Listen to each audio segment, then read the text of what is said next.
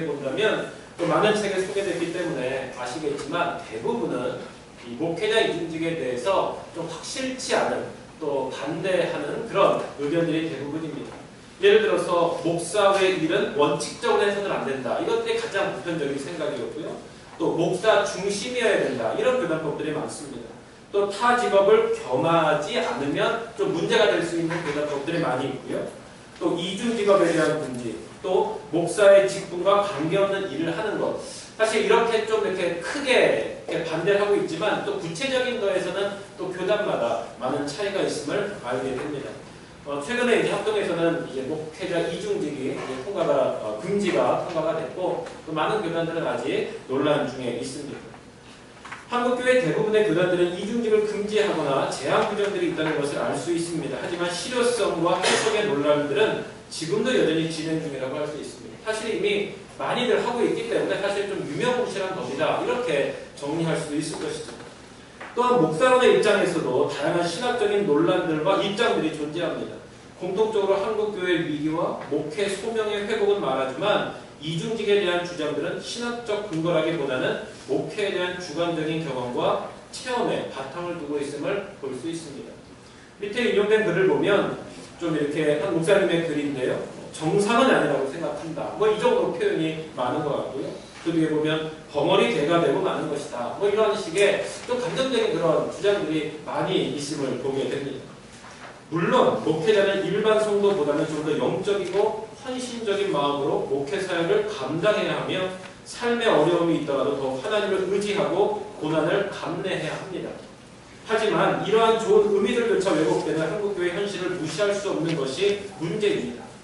교회의 크기와 사례비가 목회 성공의 기준이 되고 있으며 교회의 재정권을 가지고 성도와 목회자의 갈등과 문제들이 끊임없이 들려오고 있습니다.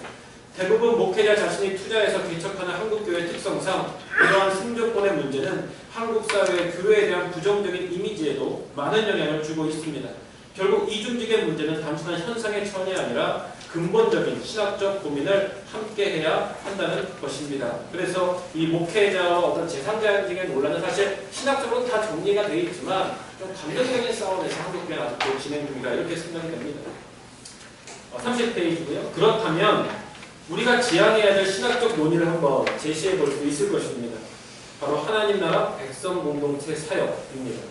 이것은 목회 신학에 대한 목회론의 새로운 지평을 열어줄 수 있는 신학적 도찰이라고 생각을 합니다. 이 목회란 안수받은 목회자가 수행하는 목회라는 이 목사 중심적인 목회 신학적 접근이 아니라 바로 사역, 즉 하나님 나라 백성체가 수행하는 사역이라는 개념으로 접근하는 것이죠.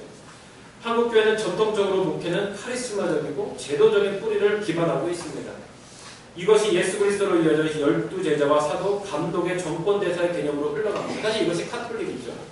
하지만 하나님 백성 사역으로의 목사는 하나님의 부르심과 세움 보내심의 틀 속에서 하나님 나라를 섬기는 종의 모습으로 나타납니다.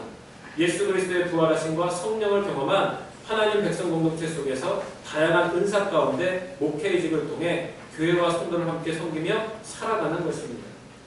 이것이 이제 우리 실천신학대학원대학교에서 우리 윤영관 총장님과 또 우리 교수님들이 함께 또 신학적으로 논의되고 있는 그런 내용임을 좀 참고해 주시면 되겠습니다. 이제 이것은 교회론을 포함해서 평신도 신학, 소명론을 포함한 목회 이중직에 대한 새로운 가능성을 충분히 열어주고 있습니다. 목회자 이중직에 대한 신학적인 논의는 교단법과 목회론과 목회 신학적 관점에서도 충분히 대화할 수 있는 가능성을 가지고 있다고 생각합니다. 한국교회 형 상황과 현실 속에서 우리에게 다가올 하나님의 살아있는 뜻을 발견하고 회복하는 것이 중요할 것입니다. 또한 이러한 신학적인 개념을 자신의 교권과 교리적 선택으로 배경만 하는 것이 아니라 함께 고민하며 대화하는 것이 진정 한국교회를 위해서 필요할 것입니다. 이제 이것을 중심으로 해서 다시 우리의 좀 현실을 돌아보고 좀 신학적인 대안들을 좀 고민해봤습니다. 하나님의 역사 속에서 교회는 어떠한 어려움과 핍박 속에서도 복음을 지키며 이 신앙 속에서 존재해 왔습니다. 지금도 하나님은 당신의 교회를 책임지고 섬기기 위한 목회자를 찾으시고 세우십니다. 그 소명 앞에 목회자는 더욱 섬김과 희생의 삶을 선택하며 살아가야 합니다. 하지만 놓여진 현실 속에서 우리는 때론 좌절하고 실망합니다. 그러기에 우리는 더욱 포기할 수 없으며 힘들지만 십자가를 지며 살아내야 합니다.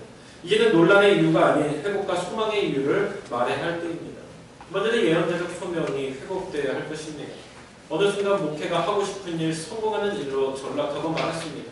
한 영혼에 대한 눈물의 기도가 건물을 유지하고 생계를 유지하는 사업으로 변하고 있습니다. 복음의 영적 가치를 회복하고 하나님 나라의 소망을 말해야 할 우리가 세상과의 타협과 아픔을 외면하고 있습니다. 하나님을 두려워하기보다는 세상의 판단과 인간적 관심에 집중하고 있습니다. 하나님께서는 어두운 역사 속에서 당신의 말씀을 대언할 예언자를 찾으십니다. 그것은 목회와 삶의 분리가 아닌 삶의 현존에서 이루어지는 하나님의 소명입니다. 우리 시대에 필요한 소명에 대한 논의는 철저히 개인적이지만 결국 역사와 이 세상 속에서 판단될 것입니다. 그러기에 목회자 이중직을 논하기에 앞서 한국교회가 목회자 스스로가 먼저 그 해답을 가지고 있습니다. 부르심에 대한 전적인 소명과 헌신이 목회자 이중직을 바라보는 기준이 되어야 한다고 생각합니다. 판단의 기준이 아니라 이게 회복이 좀 중심이 되어야 된다고 생각합니다. 목회자 이중직의 논란의 중심은 단순하게 이중직 불가론이나 가능론의 문제가 아닙니다. 또한 개인적인 신념이나 상황을 우선하여 판단해서도 안 될 것입니다. 변하는 시대와 현실 상황에 대한 공동체의 이해와 열려진 태도를 가져야 합니다. 교단적인 차원에서 목회자의 현실을 바로 직시하고 대안을 제시할 수 있어야 합니다. 이를 통해 목회자에 대한 실제적인 수급 조절과 미자립 교회 지원 등의 체계적인 접근과 함께 다양한 목회 사역의 개발을 통해서 목회와 연관된 이중직을 개발, 유도해야 할 것입니다. 세 번째로 창조적 실험과 대안들을 개발해야 합니다. 이미 다양한 목회 형태가 시도되고 있습니다. 문제는 그 또한 목회에 대한 편협한 시야를 벗어버리지 못하는 것과 목회의 합리화를 위한 시도로만 끝나는 것에 있습니다.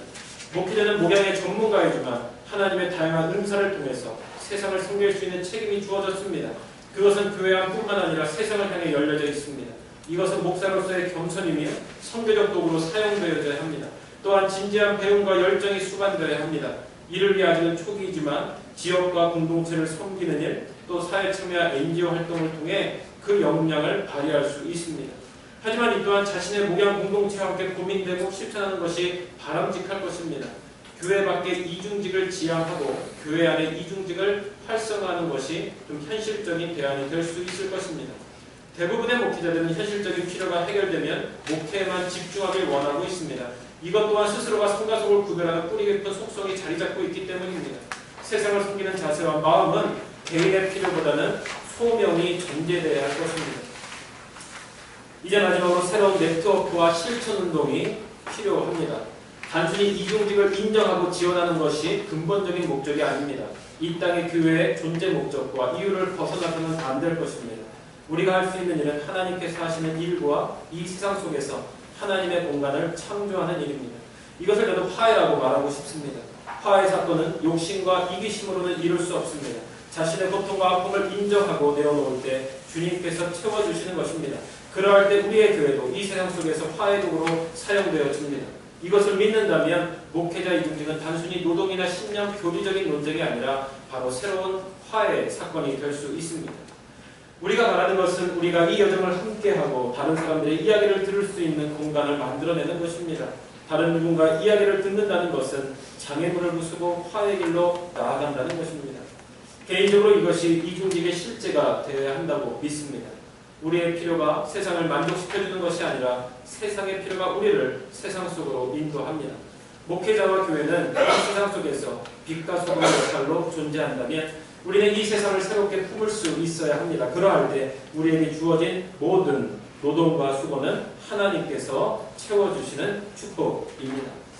예, 간단하게 좀 논문을 마쳤고요. 논문이라기보다는 간단한 제 소견이었습니다. 마지막으로 제가 섬기고 있는 그 커뮤니티는 이제 조성동 교수님, 우리 정재현 교수님 목회 사역을 같이 이렇게 공부를 하면서 좀 자연스럽게 이루어진 하나의 어떻게 보면 좀 다중직 사역이라고 볼 수 있는데요. 한국교회를 위해서 라이프 오브 기독교 자살예방센터, 굿미션 네트워크, 굿네이버스, 또 일상가치월드 출판사, 뭐 이런 것들이 지금 좀 자연스럽게 이루어졌습니다. 뭐 이런 것들을 이 자리에서 다 소개하기보다는 이 글을 쓰면서 그런 제 좀 나름대로의 실제적인 삶을 좀 고백해 보면 물론 목사로서 제가 찾고 노력해야 될 삶의 부분이 있었지만 하나님께서 그런 일들을 통해서 채워주신다는 거죠. 또 그런 일을 통해서 하나님의 일을 넓혀가신다는 것을 또 실제로 또 경험하면서 정말로 단순히 어떤 목회자의 비준직 논란이 어떤 좀 논란을 위한 논란이 아니라 좀 실제적으로 한국교회가 새로운 네트워크와 좀 가능성을 가면서 대화한다면 이 또한 하나님께서 이 땅을 또 섬기고 화해하기 위한 중요한 방향이라고 믿습니다. 이제 오늘 이 시간을 통해서 그런 논의들이 좀 더 활발히 또 의미 있게 진행되길 소망하면서 제 발제를 마치도록 하겠습니다. 감사합니다.